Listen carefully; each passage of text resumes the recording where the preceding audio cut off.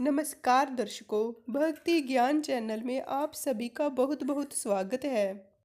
आज मैं आपको चैत्र मास की कृष्ण पक्ष की पापमोचनी एकादशी का महात्म्य बताऊंगी। आप ध्यान से सुनिए। युधिष्ठिर ने पूछा, भगवन, फाल्गुन शुक्ल पक्ष की आमल की एकादशी का महात्म्य मैंने सुना। अब चैत्र कृष्ण पक्ष की एकादशी का क्या नाम है, यह बताने की कृपा कीजिए। भगवान श्री कृष्ण जी बोले, राजेंद्र सुनो, मैं इस विषय में एक पापनाशक उपाख्यान सुनाऊंगा, जिसे चक्रवर्ती नरेश मानदाता के पूछने पर महर्षि लोमश ने कहा था। मानदाता बोले, भगवन, मैं लोगों के हित की इच्छा से यह सुनना चाहता हूँ कि चैत्र मास के कृष्ण पक्ष में किस नाम की एकादशी होती है, उसकी क्या विधि है तथा उससे किस फल की प्राप्ति होती है। कृपया ये सब बातें बताइए। लोमश जी ने कहा, नृपश्रेष्ठ, पूर्व काल की बात है। अप्सराओं में सेवित चैत्र रथ नामक वन में, जहाँ गंधर्वों की कन्याएं अपने किंकरों के साथ बाजे बजाती हुई विहार करती हैं, मंजू घोषा नाम का अप्सरा मुनिवर मेधावी को मोहित करने के लिए आई। वे महर्षि उसी वन में रहकर ब्रह्मचर्य का पालन करते थे। मंजू घोषा मुनि के भय से आश्रम से एक कोस दूर ही ठहर गई और सुंदर ढंग से वीणा बजाती हुई मधुर गीत गाने लगी। मुनिश्रेष्ठ मेधावी घूमते हुए उधर जा निकले और उस सुंदरी अप्सरा को इस प्रकार गान करते देख सेना सहित कामदेव से परास्त होकर बरबस मोह के वशीभूत हो गए। मुनि की ऐसी अवस्था देख मंजू घोषा उनके समीप आई और वीणा नीचे रखकर उनका आलिंगन करने लगी। मेधावी भी उसके साथ रमन करने लगे। कामवश रमन करते हुए उन्हें रात और दिन का भी भान ना रहा।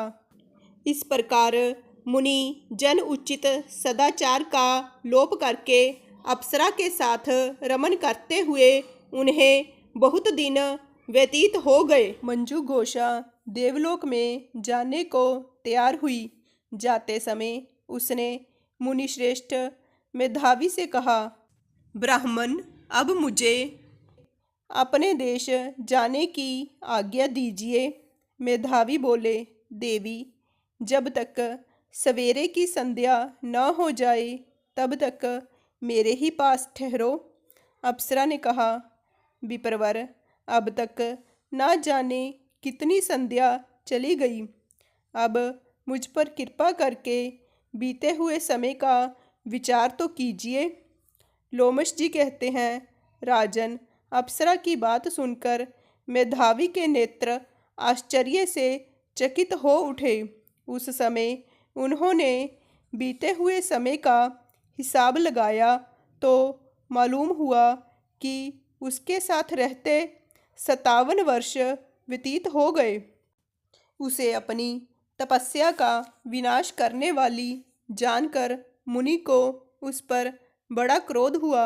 उन्होंने शाप देते हुए कहा, पापिनी, तू पिशाची हो जा। मुनि के शाप से दग्ध होकर वह विनय से नतमस्तक हो बोली, विप्रवर, मेरे शाप का उद्धार कीजिए। 7 वाक्य बोलने या 7 पद साथ साथ चलने मात्र से ही सत्पुरुषों के साथ मैत्री हो जाती है।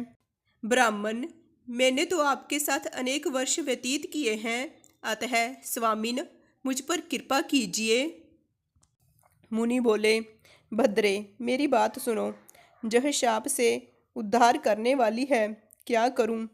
तुमने मेरी बहुत बड़ी तपस्या नष्ट कर डाली है। चैत्र कृष्ण पक्ष में जो शुभ एकादशी आती है उसका नाम है पापमोचनी। वह सब पापों का नाश करने वाली है। सुंदरी, उसी का व्रत करने पर तुम्हारी पिशाचता दूर होगी। ऐसा कहकर मेधावी अपने पिता मुनिवर चैवन के आश्रम पर गए।